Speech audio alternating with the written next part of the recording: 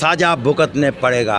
তাই শুভেন্দু অধিকারী স্বরাষ্ট্রমন্ত্রী হিসাবে, মুখ্যমন্ত্রী হিসাবে, দক্ষ প্রশাসক হিসাবে যে কথা বলেছে, অ্যাজ এ আইনজীবী হিসাবে অ্যাডভোকেট আলী আফজল চাঁদ তাকে স্যালুট জানাচ্ছে, তাকে আমি অন্তর থেকে কুর্নিশ জানাই। কারণ বাংলার বুকে 15 বছর ধরে এই সমস্ত দুদেল গাইদেরকে কতিপয়, সবকে না কতিপয় অ্যান্টি সোশ্যালদেরকে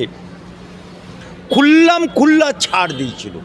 যেমন জাহাঙ্গীর খান, পুষ্পা, ঝুঁকেগা নেই, রাজা বাজার, কলুটালা,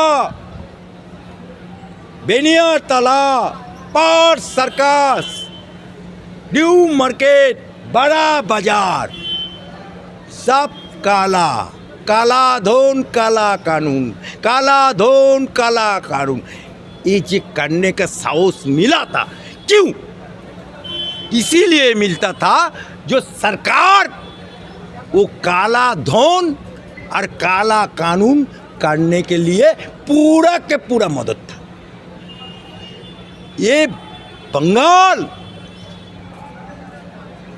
बंगाल में हमारा कलकत्ता का मेयर जो चेयर में बैठा था सुभाष चंद्र बोस, जो चेयर में बैठा था चित्तरंजन दास, जो चेयर में बसा था विकास रंजन, जो चेयर में बैठा था बहुत बड़ा आदमी, उस चेयर में बैठ के कानून को उल्लंघन करके फिराद हकीम बोला था ये गार्डन रिच मिनी पाकिस्तान है। বলুন তো, সংবিধানের চেয়ারে বসে, কলকাতার মতো মেয়রের চেয়ারে বসে এ কথা বলা যায়?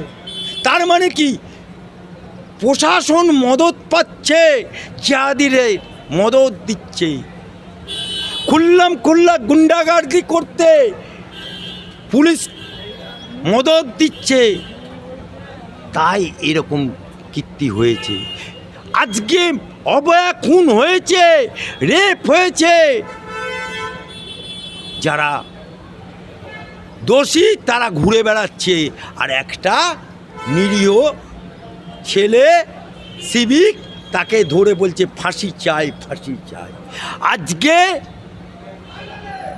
পশ্চিম বাংলার বুকে সাগরদিঘিতে সরকারের 104 একর, সমগ্র দিঘিটা 504 একর, 104 সরকারের, সেই 104 লিজ নিয়েছে সে তৃণমূলের নেতা। লিজ শেষ হয়ে গেছে, আমার হাইকোর্ট থেকে তার লিজ শেষ করে দিয়েছে। 10,000 মানুষ মাছ ধরতে যাচ্ছে তার বাপের জায়গাতে। পুলিশ, এসডিপিও জঙ্গিপুর, সাগরদিঘি থানার ওসি, সিআই, ওই তৃণমূলের বাইরন বিশ্বাস, তৃণমূলের নেতা। সরকার বলছে গোমাতা, তাহলে 14 বছর মানে বয়স পার হলে কি গোমাতা তখন কি হয়ে যাবে? সরকার তারপরে কুরবানি দিতে বলছে। বন্ধ করুক, হয় বন্ধ করুক, নয় আমাদের একটা রাস্তা করে দিক যে আমরা কি করে খাবো। আমাদের স্বামীরা অন্য কোনো কাজে মানে যুক্ত নেই, যে মাঠে চাষ করে খাবে সেটাও পারবে না, আমাদের জমি জায়গাও নেই। আমাদের যারা গরু নেয়, এটা তো আজকেকার ব্যবসা না, আমাদের মানে আমার শ্বশুরের তার বাবারা এইসব ব্যবসা করে গেছে, তখন এগুলো কোনো সিদ্ধান্ত হয়নি। আর এখন এই 15 দিন এসে উনি এই সিদ্ধান্ত বের করেছেন, এটা একদম মেনে নিতে পারছি না আমরা। যে সরকার যদি লাইসেন্স দেয়, লাইনটা ঠিক করে দেয় যদি মোদী সরকার, তাহলে গরু চলবো, গরু ব্যবসা করবো, আর করবো না। লাইন তো দেওয়ার কথা, আপনি যেটা বলছেন ওটা তো দূরের কথা, এক্ষুনি বলছে টোটাল গরু বিক্রি করা যাবে না। ও গরু বিক্রি করা যায় টোটাল, তাহলে গলায় জড়ি দিচ্ছে হবে। কিন্তু এতটা লাখ লাখ টাকার গরু এনে আর আপনি কি করবে? কোনো উপায় নেই। এই গোলবাড়ি খেতে খেতে মরে বেঁচে গেছে। আর সকালে মাছ বাবারি বলছিল বল মরে গেছে, না মরিনি, বেঁচে গেছে। গরু বিক্রি হচ্ছে না, একদমই হচ্ছে না। এই নতুন মুখ্যমন্ত্রী যে আইনটা বের করেছে তার কারণে সবই বন্ধ হয়ে গেছে আমাদের। নতুন মুখ্যমন্ত্রী তো বলছে 14 বছর পর্যন্ত পর থেকে গরু বিক্রি করা যাবে।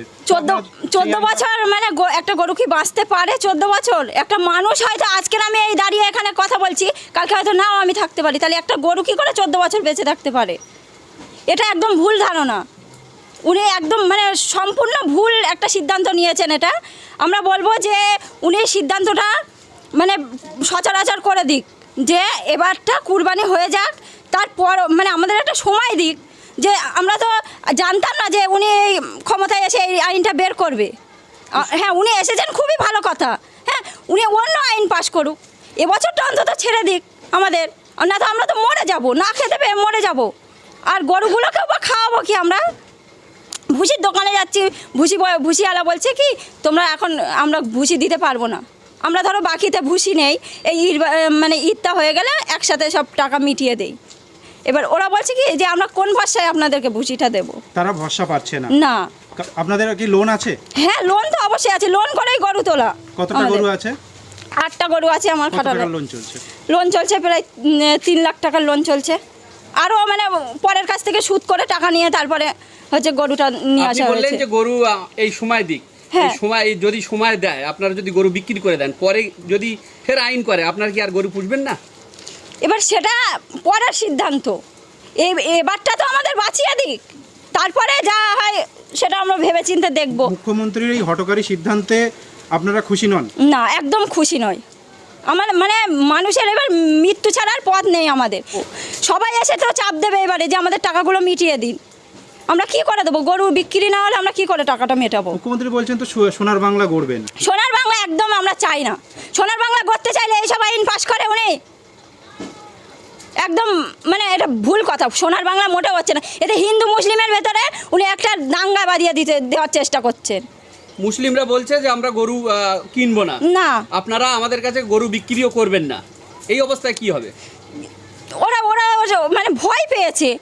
আমরা ফোন করছি, আমাদের যারা গরু নেয়, এটা তো আজকেকার ব্যবসা না। আমাদের মানে আমার শ্বশুরের তার বাবারা এইসব ব্যবসা করে গেছে, তখন এগুলো কোনো সিদ্ধান্ত হয়নি। আর এখন এই 15 দিন এসে উনি এই সিদ্ধান্ত বের করেছেন, এটা একদম মেনে নিতে পারছি না আমরা।